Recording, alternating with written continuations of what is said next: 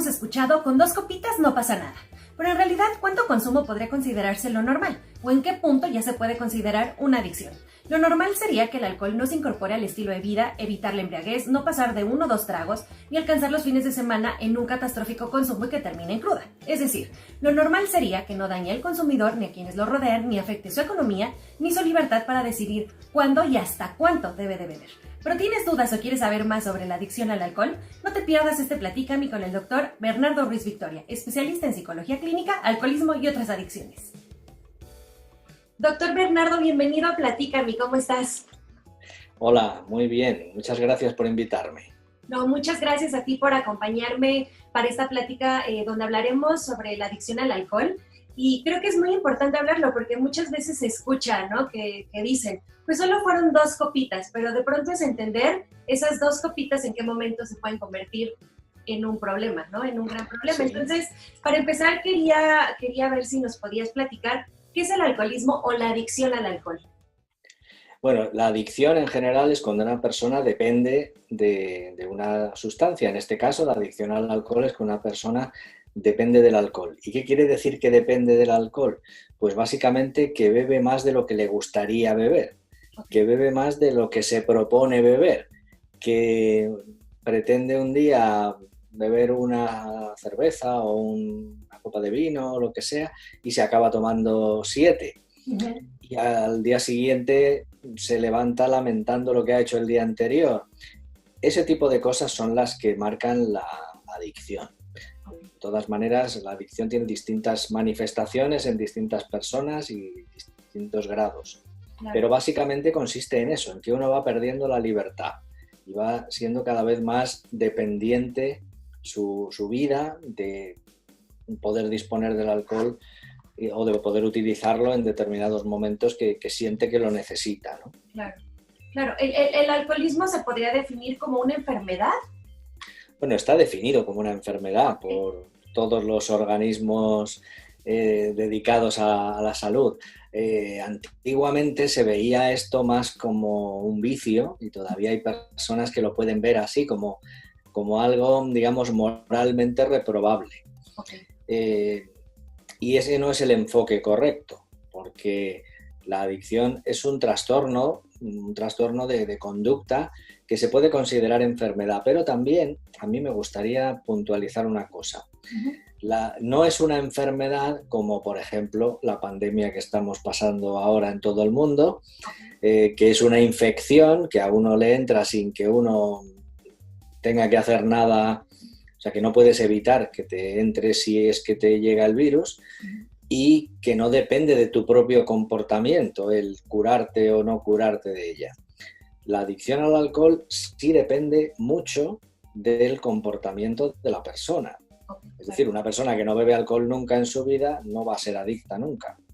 Una persona que bebe muy moderadamente, y en algún otro momento de la plática podremos precisar eso más, es muy difícil que desarrolle la adicción.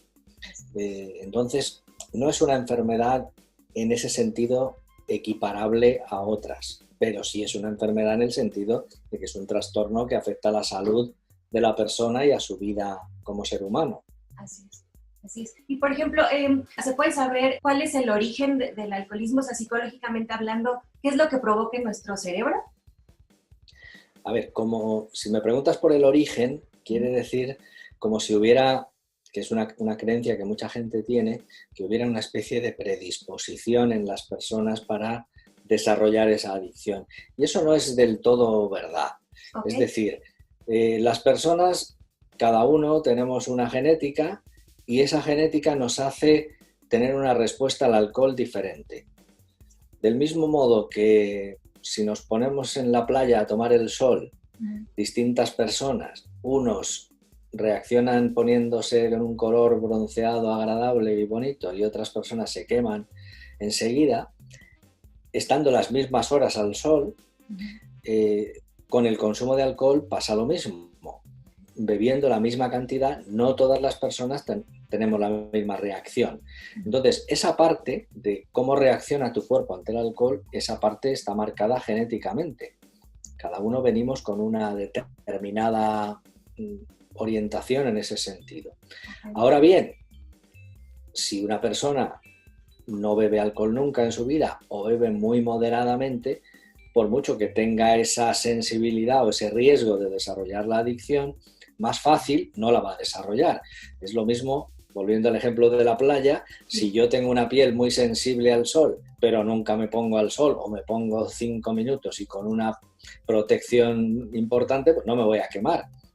Entonces, lo que no existe, o por lo menos no se ha demostrado que exista, es como una predisposición a desarrollar adicciones desde el punto de vista psicológico.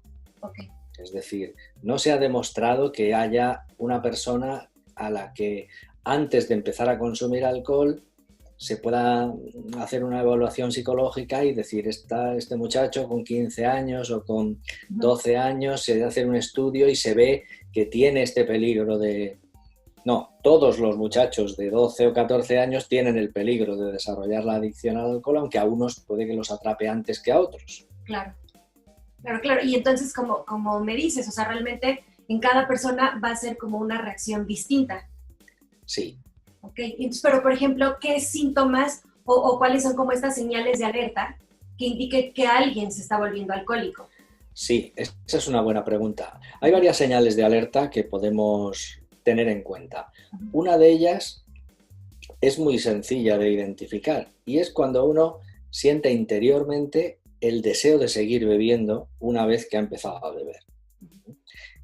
Cuando uno siente eso, ya es un primer síntoma, lo que pasa es que normalmente uno no lo interpreta como nada peligroso. Así es. Pero básicamente cuando uno empieza a beber más de lo que le gustaría o de lo que se ha propuesto o hasta de lo que ha prometido hacer, esa es una primera señal.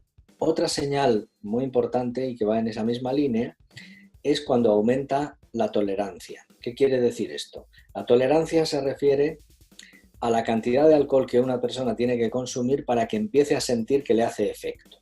Okay.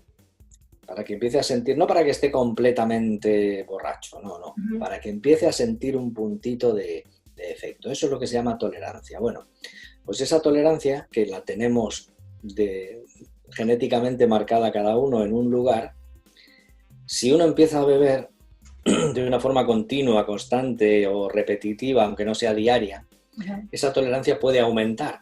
Es decir, puede hacer que uno necesite tomar más cantidad hoy que hace un mes o que hace 3 meses para sentir el mismo efecto. Okay. Eso es una señal de que se está empezando a desarrollar la adicción. Lo que sucede es que la mayoría de la gente, cuando le pasa esto, lo interpreta justamente al revés.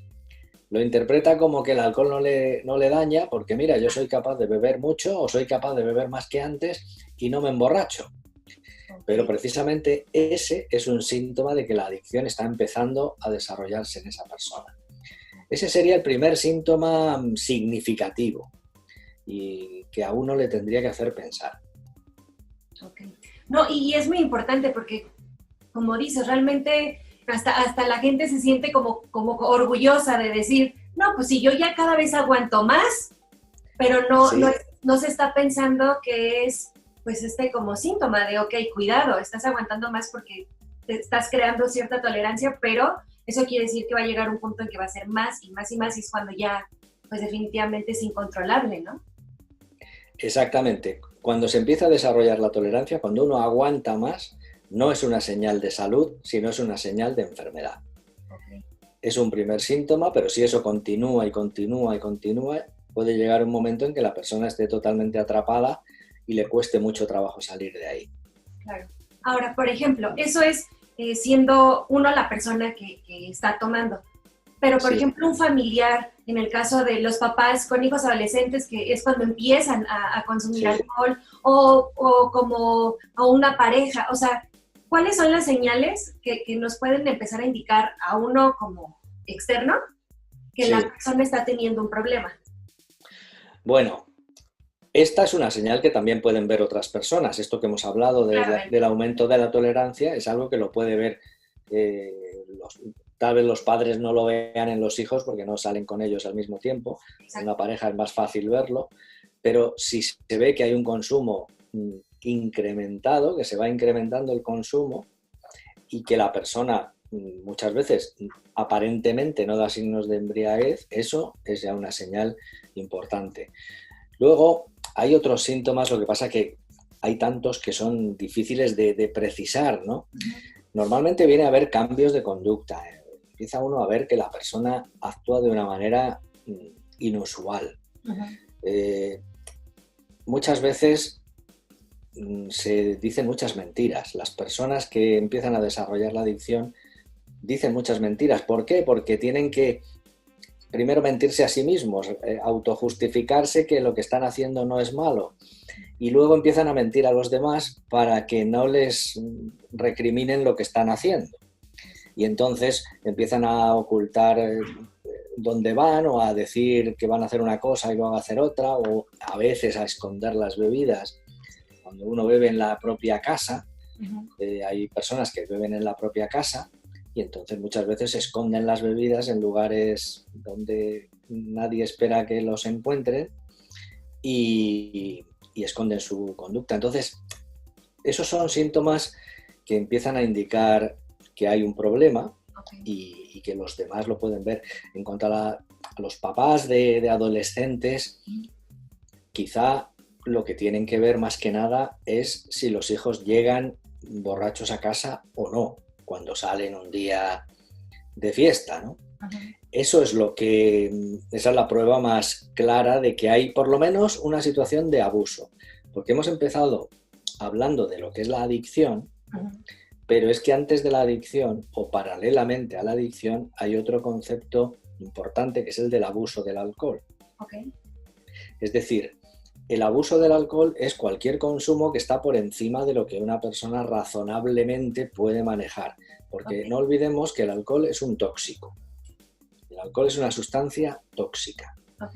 Y la primera cosa que nos puede hacer reflexionar sobre esto es cuál es el nombre que se le da, digamos, desde el punto de vista médico, a una persona que llega con una borrachera impresionante. En el idioma español, que manejamos desde ambos lados de la pantalla, con muy diferente acento y riqueza lingüística, hay miles de sinónimos de la palabra borracho. Así es. En España hay muchísimos y en México seguro que hay todavía otros más diferentes.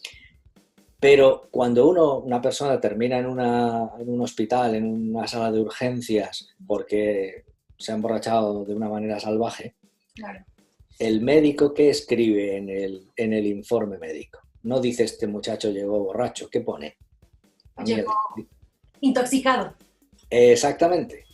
¿Por qué pone intoxicado? ¿Por qué pone intoxicación? Porque el alcohol es un tóxico. Así es. Es decir, si fuera un alimento, no se llamaría intoxicación, se llamaría otra cosa. Esto lo puntualizo porque todavía hay personas que piensan que el alcohol es inocuo, es algo que no es dañino, que puede ser hasta beneficioso para según qué cosas, y no es así, el alcohol siempre es un tóxico. Ahora bien, es un tóxico que el cuerpo puede eliminar, porque nuestro cuerpo está preparado para eliminar el alcohol en muy pequeñas cantidades. Estoy explicando esto para volver a la historia de lo que es el abuso del alcohol, ¿no? El abuso del alcohol es cuando uno bebe más de lo que su cuerpo está preparado para eliminar, que insisto es muy poquito. Entonces, cuando una persona abusa del alcohol, el síntoma más evidente es la embriaguez. Y si estamos hablando de muchachos adolescentes que empiezan a salir o a hacer alguna fiesta en casa de un amigo o lo que sea, ese es el primer síntoma que se puede observar, que los niños o muchachos llegan a la casa y los padres pueden ver que llegan borrachos, que a la mañana siguiente se levantan con lo que aquí en España llamamos resaca, no sé cómo se llama en México, pero... ¿Le dicen cruda? Cruda también, exactamente. Bien, bueno, pues es otro síntoma que tiene muchas palabras diferentes.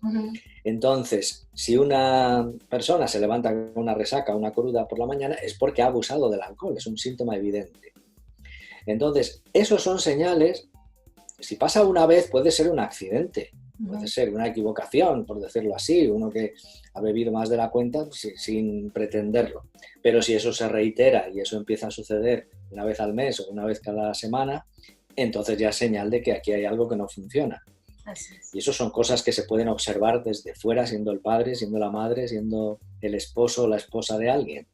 Así es. Por ejemplo, también ahorita que decías que pues realmente lo que el cuerpo, de alguna manera, para que se intoxique, pues es una medida pues baja. De hecho, los Sí. alcoholímetros, no sé si en España existen los alcoholímetros. Sí, ¿No? por supuesto. Acá en México, así, pues creo que también decían, pues no sé, que con 2 copitas o 2 cervezas uno ya llegaba al límite de Sí, lo que era, de lo que ya se pensaría que es un abuso. sí.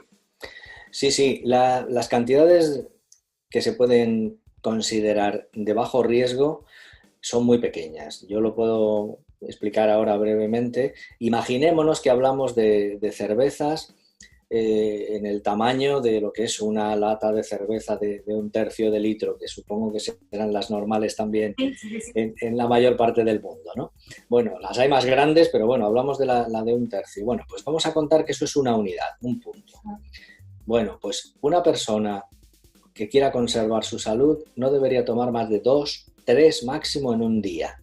Ok, Y en toda la semana no tomar más de 14. ok. Para que Eso sea quiere decir, como normal. sí, Ok, quiero decir que no puede tomarse 3 toda la semana, todos los días de la semana, porque serían 21. claro. Se puede tomar 1, 2, eventualmente 3, pero no todos los días. Entonces, eso es lo que los distintos estudios que se llevan haciendo en todo el mundo desde hace muchos años consideran consumo que llaman de bajo riesgo. Ni siquiera dicen consumo 100% seguro, pero Claro. con ese consumo, digamos, que sobre todo si va acompañado con la comida Uh-huh. y no se está utilizando como un método para cambiar tu estado de ánimo, es decir, que ese es otro síntoma importante de peligro. Cuando una persona bebe alcohol, aunque sea solamente una cerveza o lo que sea, aunque sea una cantidad pequeña, pero lo hace porque quiere cambiar su estado de ánimo, porque estoy triste y quiero animarme, porque soy tímido y quiero sentirme más extrovertido, porque estoy un poco apagado o porque quiero dormir y quiero usarlo para que me ayude a dormir. Cuando uno utiliza el alcohol buscando el efecto,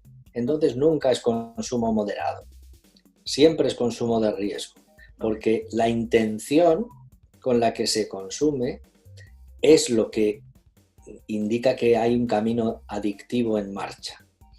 Entonces, resumiendo, el consumo moderado sería 1 o 2 bebidas al día, no todos los días de la semana, Uh-huh. y principalmente acompañado de la comida como parte del ritual de comer. Okay. De esa forma es cuando el alcohol puede ser menos dañino. Okay. No voy a decir beneficioso en ningún caso porque ya he dicho que es un tóxico. Así es. Pero ahí puede ser aceptable y hay mucha gente en el mundo que tiene esa costumbre y que puede mantenerse toda la vida pues, bebiendo algo sin que eso le suponga un problema. De ahí hay otro escalón. Podemos subir un nivel que sería la persona que bebe más que eso, pero a lo mejor no ha desarrollado todavía la adicción y puede estar muchos años en una situación de abuso de alcohol sin llegar a ser adicto. Okay. Pero eso le puede generar problemas de salud principalmente. Suele generar problemas de salud o eventualmente lo que has mencionado antes al hablar de los alcoholímetros, normalmente quien los usa es la policía y puedes tener un problema si vas conduciendo tu automóvil o tienes un accidente y descubren que estás bajo efectos del alcohol. O los accidentes o las enfermedades producidas por el exceso de alcohol son los síntomas, más que síntomas, son las consecuencias del abuso. Y la adicción también es una de las consecuencias del abuso, porque claro, sin abuso no llega a haber adicción nunca. Así, y bueno, también aquí un tema, por ejemplo, importante y de lo que de pronto se habla mucho, o sea, como, ¿hay licores que crean más dependencia que otros o todos son iguales?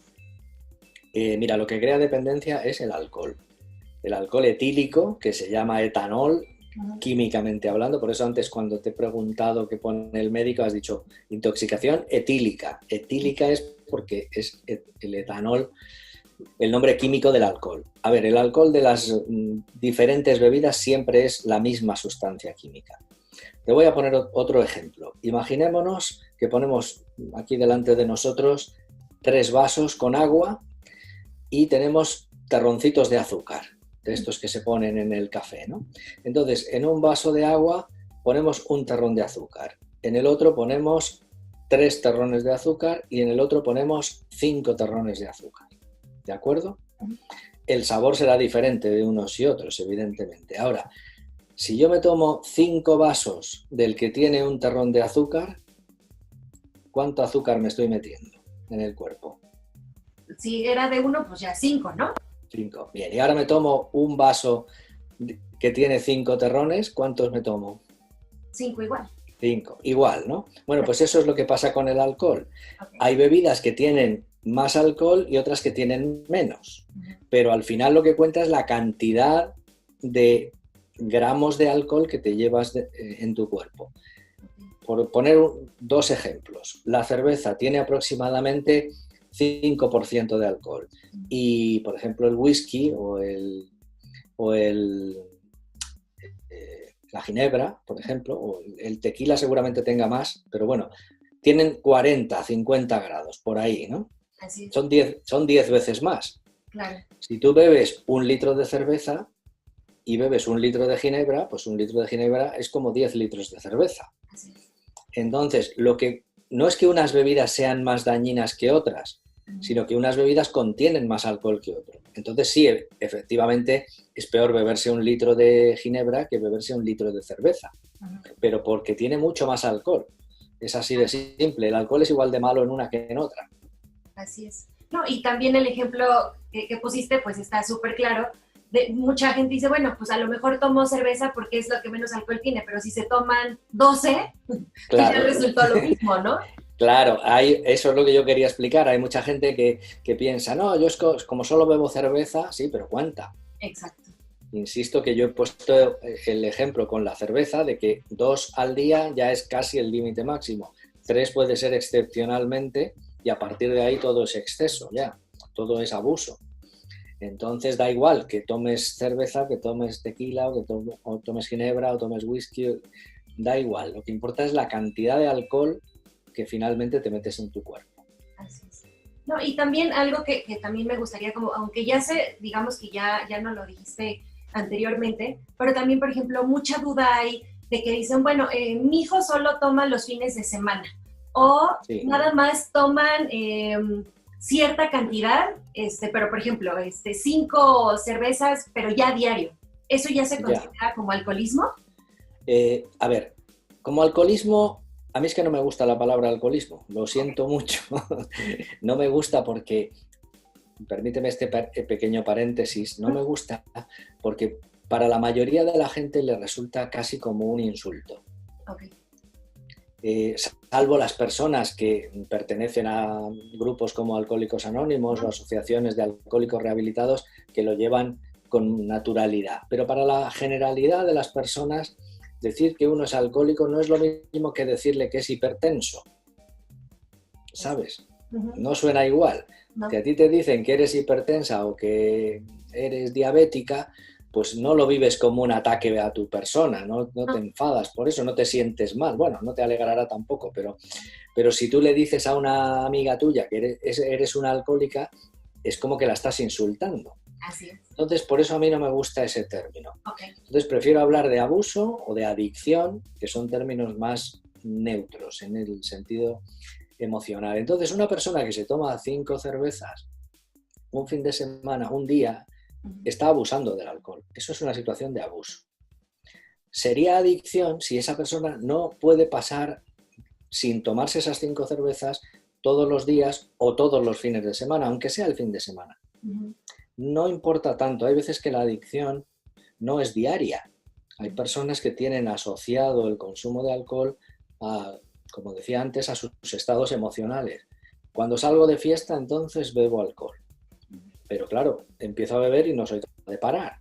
Y además, una cosa que sucede con mucha frecuencia es que junto con el alcohol entran otras drogas, muchas veces. Sobre todo cuando hablamos de gente más joven y y de personas que salen de noche en un ambiente festivo. Entonces, muchas veces el alcohol además lleva a otros tóxicos, con lo cual la situación empeora.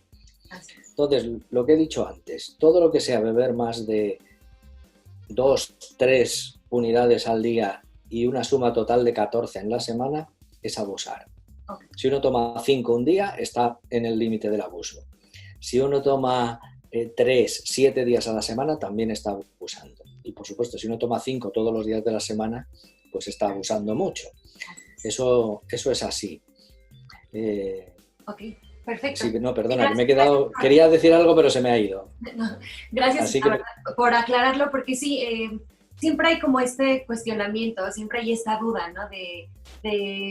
Pues es que yo nada más me tomaba, es lo que decía en un principio, ¿no? Como esta justificación de, bueno, pues si solo son 2 no pasa nada, pero ok, si ya son 2 diarias o 2 que definitivamente uno ya no puede controlar ese consumo, es cuando ya se volvió el problema. Claro, esa falta de control, esa es la mayor evidencia de que hay adicción, la falta de control. Cuando uno se justifica es porque tiene falta de control. Porque, mira, otro ejemplo que yo pongo muchas veces a mis pacientes. Si a ti el médico te dice que no comas chocolate porque tienes una alergia o porque te sienta mal para cualquier cosa, por mucho que te guste el chocolate, seguramente seas capaz de dejarlo a un lado. Y en el peor de los casos, pues pasarás un poco de pena por no tomarlo, pero no te inventarás una excusa para decirle, no, pero es que solo voy a tomar un poquito, ¿no? Y seguir, no empiezas a justificarte ante los demás, ¿no? Cuando uno se justifica es porque en el fondo sabe que está haciendo algo que no es bueno, que no es correcto, que no es saludable. Y esa es una de los síntomas también de que la persona está luchando. Yo siempre digo que la persona adicta tiene una lucha interior, tiene una guerra consigo mismo. Y esa guerra consigo mismo se manifiesta en estas cosas, en la justificación, en la mentira, en la excusa permanente. Es que he tenido un día muy malo o es que me ha pasado esta cosa, o es que me ha pasado esta otra, o es que me siento muy mal. Siempre encuentra uno justificaciones para beber. Y eso no te pasa con las zanahorias, ni con las manzanas, ni con la leche, ni con ningún alimento que por mucho que te guste, no. Si quieres te lo comes y si no, no te lo comes, pero no estás buscando justificaciones para decir que te lo estás comiendo porque no sé qué. Y eso pasa mucho con el alcohol. Y es uno de los síntomas del autoengaño en el que vive la persona cuando está atrapada por él o cuando está empezando a estar atrapada. Claro, claro. Y por ejemplo, cuando ya identificamos, digamos que ya esta adicción o este problema, ¿cómo ayudamos a una persona? O sea, ¿cómo la podemos ayudar o convencer que en su vida ya se volvió un problema el alcohol y que necesita ayuda?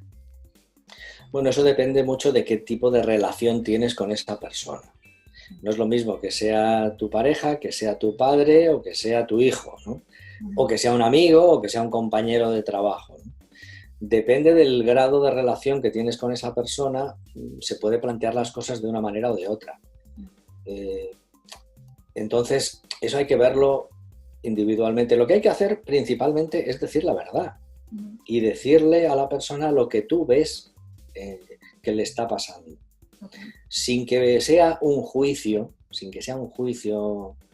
moral, o sin que lo parezca, pero sí decirle la verdad. Decirle, mira, yo estoy viendo que estás bebiendo mucho. Creo que estás pasándote en lo que bebes, o que ayer dijiste que no ibas a beber y has bebido. Te está pasando esto con mucha frecuencia. O sea, devolverle, hacer como un espejo con cariño, con amor, con buenas palabras, pero con firmeza, diciendo la verdad. Porque uno de los errores en los que caen muchas veces las personas es pensar que, bueno, que si lo dejamos correr ya se le pasará, ¿no?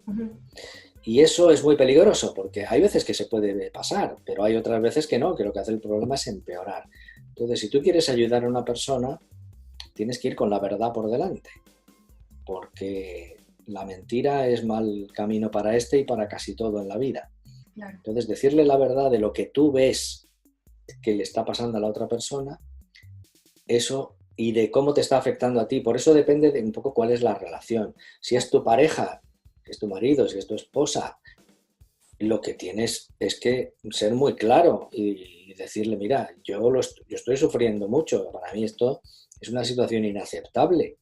Y a veces hay que poner sobre la mesa, decir, mira, esto es casi una infidelidad, o tú, o la botella, o yo, elige, ¿no?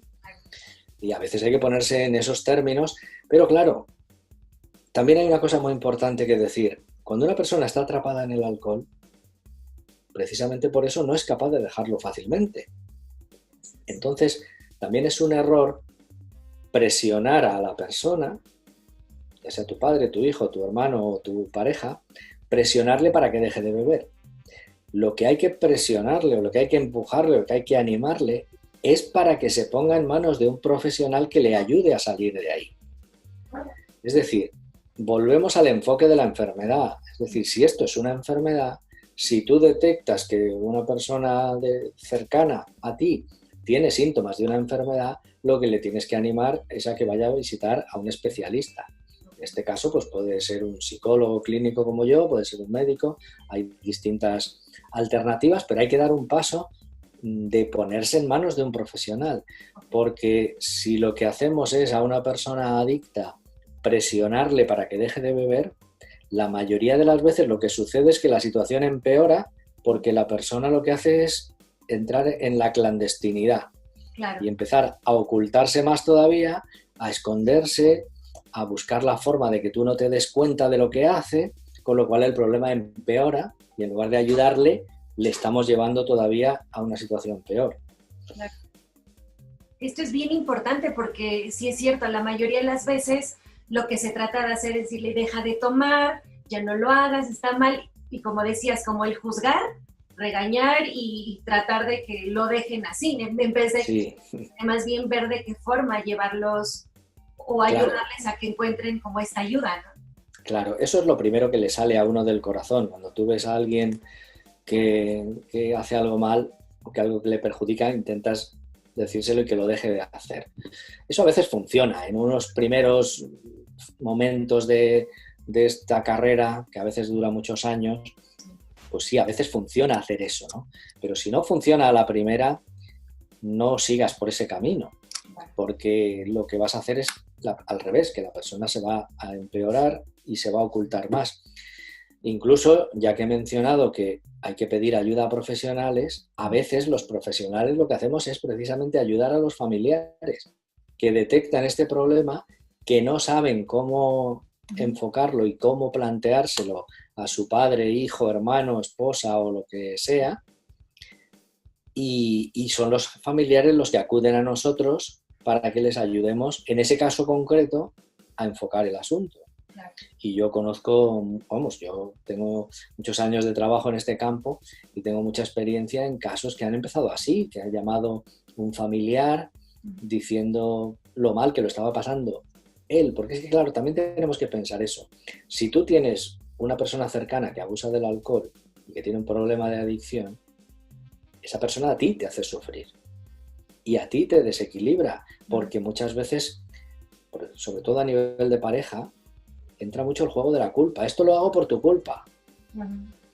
Esto es porque tú me tratas mal o porque... Y se le da la vuelta al argumento y la persona que no bebe se siente culpable y se siente como si es él o ella el que lo hace mal y no el otro. Entonces, al final esa persona acaba teniendo también un problema psicológico y por eso, insisto, pedir ayuda cuando las cosas no van bien, aunque el paciente o el que bebe no quiera reconocerlo o no quiera acudir a ningún sitio, puedes acudir tú como familiar, amigo, compañero de trabajo, hermano o lo que sea, y pedir ayuda para que primero tú te descargues de esa culpabilidad que no debes tener y en segundo lugar para que podamos ayudarle a esa persona a dar el cambio. Porque el cambio es posible, ¿eh? Eso también... Sí, hay muchísimos casos, ¿no? Muchas historias de personas pues rehabilitadas, ¿no? De personas que han transformado su vida y bueno, para transformarla, por ejemplo, entran a un tratamiento. ¿Cómo es un tratamiento para dejar de beber? Bueno, hay distintos tipos. Okay. Hay distintos tipos. Hay desde tratamientos ambulatorios que se hacen una consulta, porque en un caso que no sea demasiado grave, a veces se puede corregir con consultas de psicología durante unas cuantas semanas, unos cuantos meses. Hay veces que hace falta un tratamiento que se llama desintoxicación, Okay. que es cuando a una persona hay que ingresarla en un hospital durante unos días porque tiene una intoxicación tan fuerte que necesita reequilibrar su cuerpo, ¿no? Ese tratamiento de desintoxicación muchas veces hay que hacerlo en un centro cerrado, un hospital. Otras veces se puede hacer en casa teniendo un control importante y con la ayuda de algunas medicaciones. Pero ese tratamiento de desintoxicación es como la primera fase del asunto, que es que la persona deje de beber y reequilibre su cuerpo, porque claro, una persona adicta o una persona que abusa mucho del alcohol, si para bruscamente de beber, si deja de beber, es posible que tenga síntomas de abstinencia que sean muy desagradables, que tenga temblores, que tenga sudoración, que tenga mucha ansiedad. Entonces, tampoco es bueno tener esos síntomas sin ningún control, porque eso a veces se le hace insoportable a la persona y vuelve a beber para paliar esos síntomas y volver a empezar, ¿no? Entonces, esos tratamientos de desintoxicación a veces hay que hacerlos en un medio hospitalario, otras veces se pueden hacer, pero siempre de la mano de un profesional. A veces se pueden hacer en casa. Y luego, la parte más importante, desde mi punto de vista como psicólogo, es lo que se llama el tratamiento de deshabituación. Okay. Deshabituación porque consiste en romper un hábito que se ha creado. La adicción es un hábito que se ha salido del control de la persona, ¿no? Entonces, recomponer eso ya es un tratamiento distinto, más largo, en cierto modo, que no termina nunca, porque toda la vida tienes que estar, en cierto modo, pendiente de este problema, porque siempre va a estar ahí. Y ahí hay distintas opciones. Hay tratamientos residenciales, lugares donde va una persona y está un tiempo. Hay tratamientos más largos, más cortos. Yo tengo uno particularmente que he desarrollado en mi carrera profesional, que se llama Programa Victoria, y que tengo un libro escrito sobre el tema que te invito a que lo conozcas y lo hagas conocer a nuestros televidentes, Sí, lo haremos. Donde explico los detalles de cómo es ese programa Victoria que yo he desarrollado, pero hay distintas opciones y también cada persona, no todos los tratamientos son válidos para todo el mundo. Okay. Entonces hay que conocer al paciente, ver sus circunstancias, su edad, su situación familiar, su situación de trabajo, para que enfocarle hacia qué tipo de terapia es la que mejor le va a ir. Claro, claro, y esto es bien importante que se comente porque también hay como muchos mitos al respecto a eso, ¿no? Toda la gente piensa que igual un tratamiento va a ser de meter a una persona a un centro, ¿no? Para lo que ahorita explicabas, ¿no? De la desintoxicación, pero igual no para todas las personas va a funcionar lo mismo. Entonces, sí es importante que el profesional pues, realmente diga qué es lo que va a necesitar esta persona en específico. Claro, y también hay que decir que tiene que ser un profesional especializado en adicciones, porque no cualquier médico ni cualquier psicólogo está preparado o está acostumbrado a trabajar en esto. Yo particularmente llevo muchos años con esto y más o menos puedo defenderme, pero si a mí me viene un caso de, por ejemplo, de un trastorno de la personalidad, yo eso no lo he trabajado en mi vida y yo no sé hacerlo. Entonces, aunque yo sea psicólogo clínico, no sé de todos los temas. Lo mismo que un médico de familia o un médico internista o un médico, hasta un psiquiatra, no tiene por qué ser especialista en adicciones. Entonces, si alguien busca ayuda profesional, que la busque en profesionales especializados en adicciones, porque son los que le vamos a poder dar la ayuda que necesita. Lo otro, para una emergencia, evidentemente, cualquier médico puede poner un remedio a una situación de intoxicación aguda. Eso lo sabe hacer cualquier médico. Cualquier psicólogo puede ayudar a una persona a superar una crisis de pareja en la que el alcohol existe, ¿no? Pero en el momento que se detecta que hay un caso de alcoholismo, lo honesto por parte de un profesional es decir, mira, vete a otro que te ayude con esa parte, yo me quedo a trabajar contigo el tema de la comunicación de la pareja o lo que sea. Entonces, insisto, buscar ayuda profesional es muy importante, pero que sea ayuda especializada es igual de importante. Así es. No, y en conjunto con la ayuda especializada, también estos grupos como de Alcohólicos Anónimos también funcionan mucho, ¿no? Sí. A ver, esos grupos están por todo el mundo. Alcohólicos Anónimos lleva más de 80 años funcionando y yo no tengo nada que decir en contra de ellos, todo lo contrario. La prueba de que eso funciona es que siguen existiendo.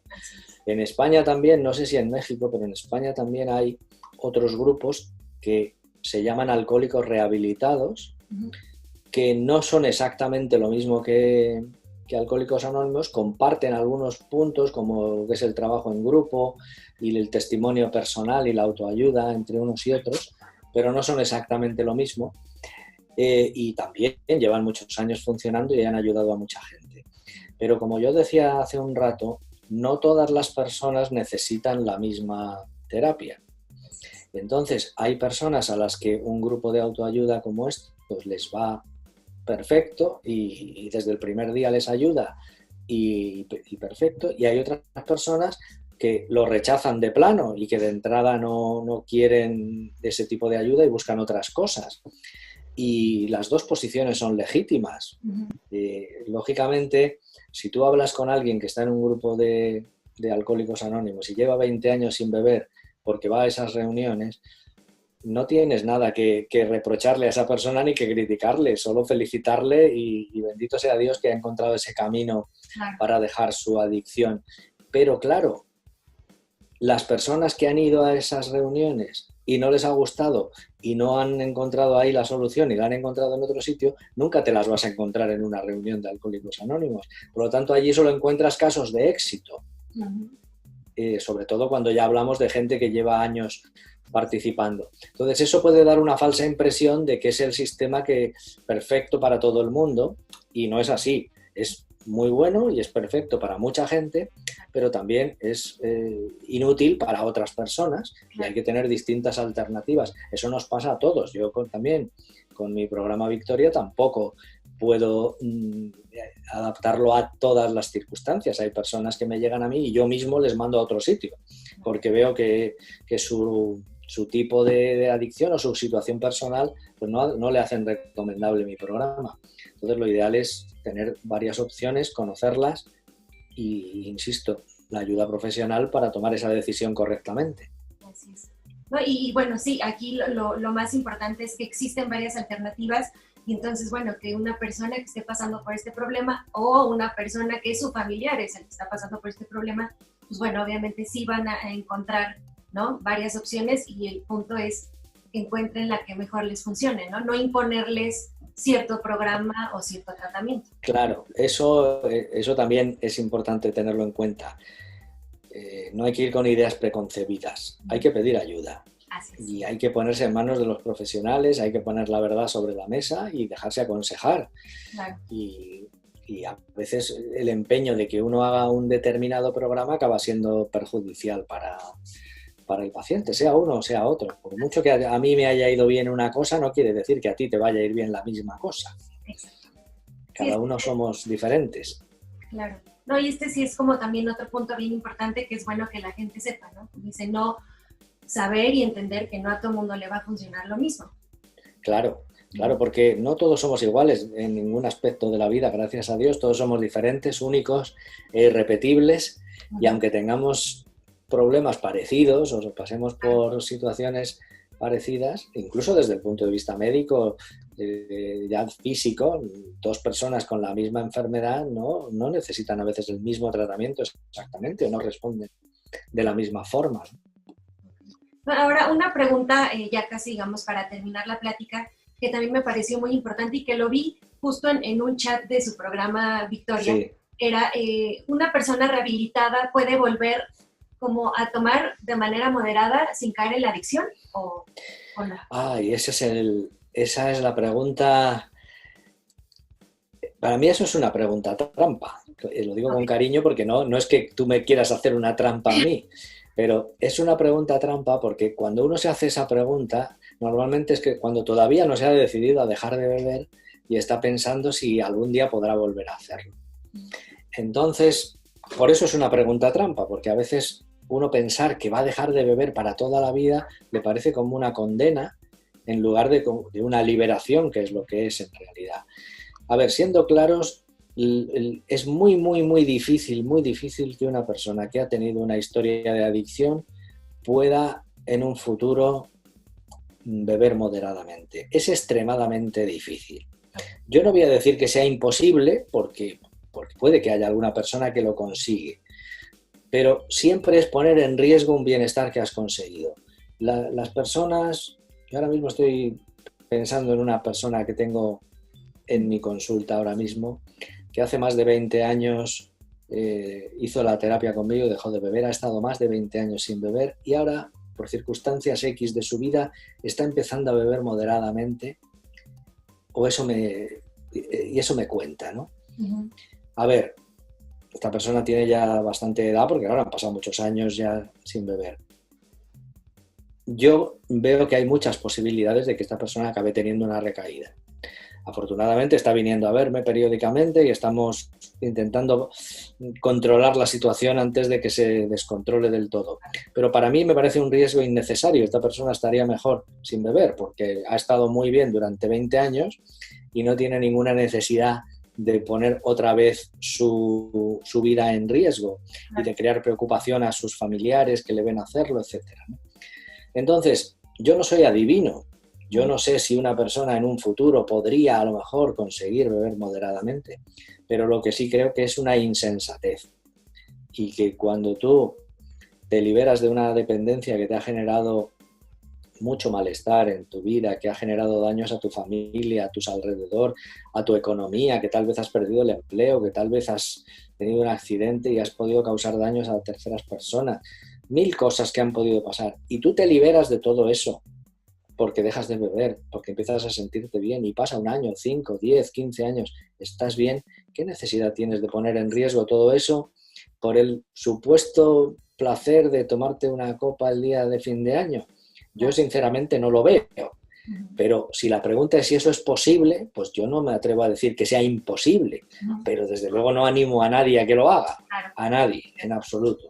Claro, no, y yo la quise hacer porque, como te comento, vi la pregunta y me parece muy interesante porque también muchas veces puede pasar que también por presión social de pronto, ¿no? Que le digan, ay, bueno, ya pasó mucho tiempo y no te va a pasar nada si te tomas una. O también ahorita hay que, no sé si tú sepas sobre esto, de estas como cervezas que le llaman sin alcohol, pero en realidad pues sí saben alcohol, yo no sé si tengan o no tengan, pero mucha gente puede decir, bueno, pues me tomo la cerveza sin alcohol y como que parece que socialmente hablando vivo, pero no, ¿no?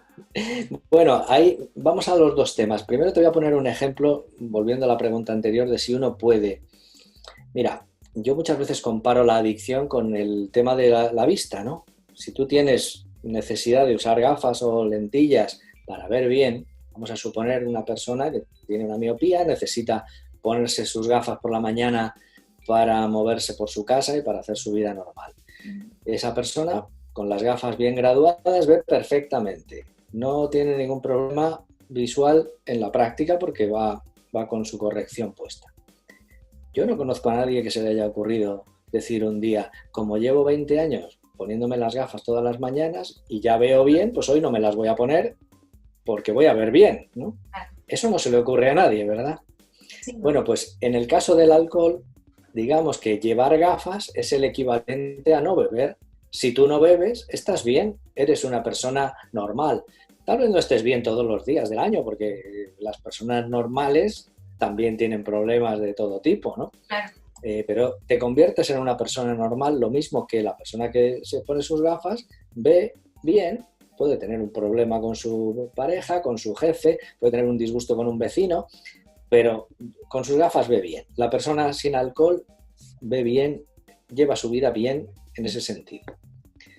Lo mismo que a nadie se le ocurre pensar que porque llevas 20 años poniéndote las gafas todos los días se te ha curado la miopía, ha desaparecido la miopía. Tampoco la adicción ha desaparecido porque tú lleves 20 años sin beber alcohol. La adicción sigue estando ahí grabada en tu cerebro. Y si bebes se puede reactivar. No sé si se reactivará con la primera copa o si harán falta 20 o 50 o 150, no lo sé. Claro. Pero está claro que se va a reactivar antes o después. Entonces, ¿qué necesidad tienes de hacerlo? Ninguna. En cuanto a las bebidas sin alcohol, es otra cuestión muy interesante, porque también depende de cada persona y de sus circunstancias. Si hablamos de una persona que no tiene una adicción muy fuerte y que lo que tiene es una vida social en que se ve obligado por su trabajo, por lo que sea, a participar en muchos cócteles, en muchas reuniones, donde hay mucho alcohol, pues tal vez sea una manera de no tener que dar muchas explicaciones, de no tener que hacer algo extraño y tomarse una cerveza sin alcohol. Las cervezas sin alcohol normalmente tienen, por lo menos en España hay unas que ponen 0,0, esos no tienen alcohol ninguno. Eso es exactamente igual que si tomas un vaso de agua en cuanto a alcohol, no tienen alcohol. Pero si es una persona que está tomándose esa cerveza sin alcohol porque está añorando mentalmente la cerveza que se tomaba cuando tenía su adicción y está de alguna forma buscando un sustitutivo psicológico a esa bebida, eso sí que es peligroso. Okay. Porque puede llevarle, no se termina de desconectar, ¿no? Yo por eso tengo pacientes que no eran bebedores de cerveza, que han dejado el alcohol, tal vez bebían otras cosas, bebían mucho, tenían serios problemas, han venido a hacer el programa Victoria, han dejado de beber y pueden tomar ocasionalmente una cerveza sin alcohol sin que les recuerde ningún problema porque no eran bebedores de cerveza. Okay. Entonces no tienen asociada la cerveza con sus problemas. Okay. En cambio, una persona que sí que tenía la cerveza como bebida principal o habitual en su vida, no le conviene, o yo por lo menos no le recomiendo que utilice la cerveza sin alcohol. ¿Por qué? Porque no se distancia mentalmente es la misma forma, el mismo color, casi el mismo sabor, toda la parafernalia es la misma, entonces mentalmente no te acabas de desconectar o es más difícil. Pero objetivamente no hay alcohol en ellas, por lo tanto, por esa parte se podrían consumir sin riesgo. Entonces, insisto, otra vez es un caso individual y creo que cada persona lo tiene que reflexionar y en todo caso asesorarse por sus terapeutas para decidir una cosa o la otra. Okay. Perfecto, perfecto. Sí, también era como justo pues las dos preguntas con las que quería terminar, ¿no? Ya pensando en una persona rehabilitada y como dices, ¿no? Ya también se tendría que valorar dependiendo del problema, ¿no? Y también el por qué lo quieren hacer, ¿no? Porque... Claro, pero mira, yo siempre digo, una persona rehabilitada, si tú estás bien sin beber, si tú estás bien así, si has recuperado tu vida, tu libertad, tu bienestar, tu familia, tu trabajo, tu salud, si lo has recuperado todo eso gracias a que llevas tiempo sin beber, ¿qué necesidad tienes de poner todo eso en riesgo bebiendo de nuevo?